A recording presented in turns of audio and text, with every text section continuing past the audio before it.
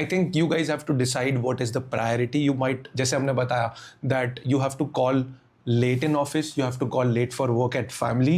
You can do whatever it takes, but make time so that you can have private moments where you can have those intimate discussions. How are you feeling? How are you not feeling? What happened in a day, where Yeah. your partner feels comfortable, validated, and acknowledged. So please remember this point. And also I think that time counted a lot for us because otherwise जब हम घर पे होते थे तो all the time there were family members around. So the only time that we used to get privately was when we used to go to sleep. Yeah. And at that point of time you never know कि I was late, I was tired, we just wanted to go to sleep. There was privacy, but it was not that kind of privacy that we are able to sit and talk and chill as much as we want.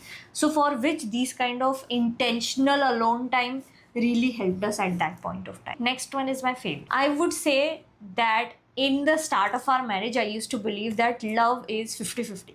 Everything needs to be equal. Everything needs to be like, मैंने ये किया है इतना तो तुमको भी उतना ही effort डालना जरूरी है.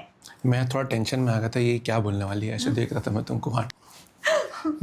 But what I eventually realized was that yes, it cannot be 50-50, but it needs to be a total of 100. Yeah. Okay, so it could also be that at some point of time in our marriage where I was giving in 80% and you were only able to give in 20%, and that phase lasted a long time. Yeah. But then roles got reversed as well. Yeah. You were taking on 90%, I was only be able to give 20%. 10%, Yeah. right? I used to have this notion in my mind that we need equal efforts at all points of time.